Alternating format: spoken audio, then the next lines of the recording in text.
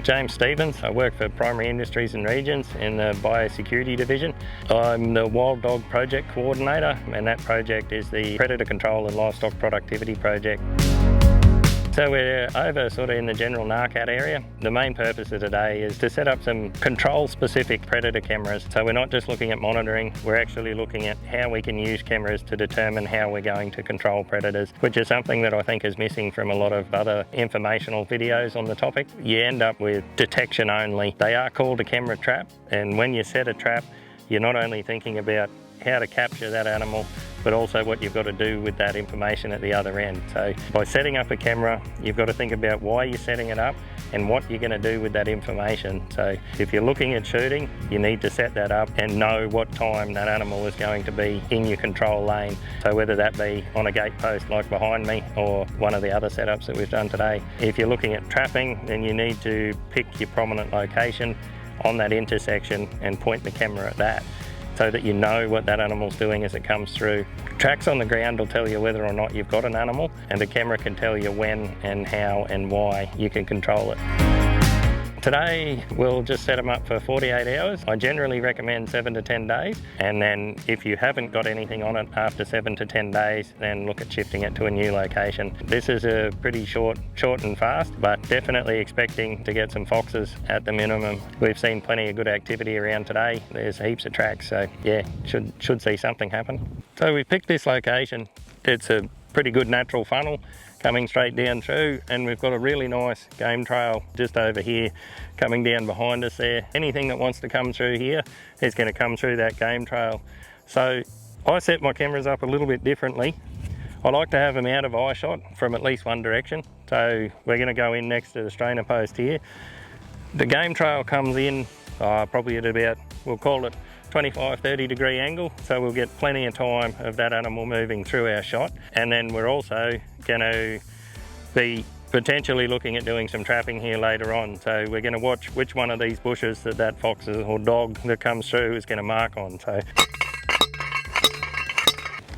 So we've got these real flash looking camera mounts for today, but you can always just use the strap that comes with the camera and go straight on to the post there as well. These ones just give me a bit more angle.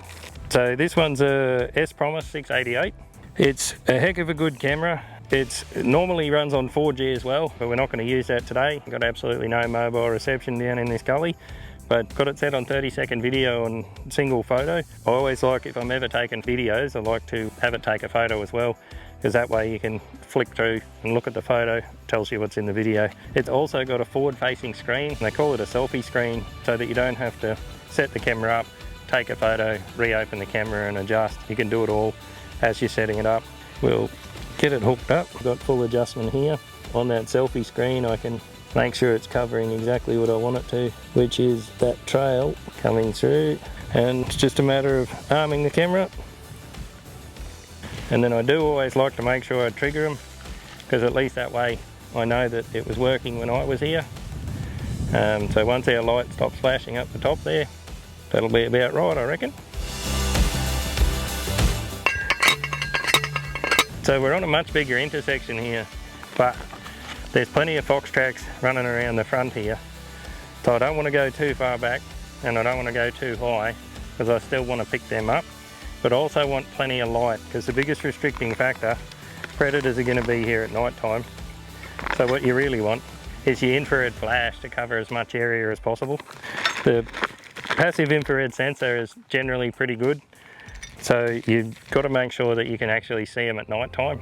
So I'm going to leave it pretty much right at the top of the picket. I haven't got that picket in super far, but they're probably only going to be here for a couple of nights anyway. So this is another scenario. So over on the other one we were probably looking at putting a trap in, but this here would be sort of a baiting or shooting camera, trying to figure out what's here, when it's here, and where it is in relation to the intersection. So our nighttime wind direction is generally from the southeast, which is that way-ish. So we've set up on this side so we can see what those animals are doing on that wind direction side, and that'll sort of help inform where we're going to put the bait. And if we're just looking to shoot, it'll let us know what time we need to be out here. Whereas that other one is a better setup for a trap. Plenty of tussocks and that sort of thing that I reckon the foxes are marking on. We'll see what we get over the next couple of days. So you can see here we've got some really good footage of this fox. We set this camera up to cover the two tussocks, the one in the foreground and the one in the central background. The reason being we're expecting foxes to territory mark on one of those, and as we watch that fox, the wind is coming almost directly into the camera from the southeasterly direction. We can see that fox cross the wind, pick up the scent and then move over and mark on the tussock. So that's really good to inform our control. We can then lay a bait around that tussock and or put a trap in there, and we would have that fox relatively quickly.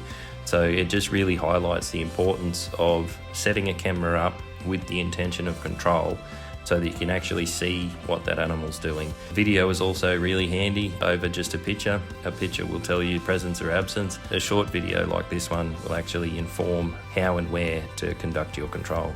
On the second camera we had set up, we've had a feral cat come in, much the same. The focus of the camera was that large highlighted grass tussock in the background. Again, we were expecting a territory mark on that. The cat has picked up some scent on that tussock, come in, investigated, and then marked on that tussock. So not only does it work for wild dogs and foxes, but a useful tool for feral cats is identifying those prominent landscape features, monitoring those, and then using the camera footage to inform control.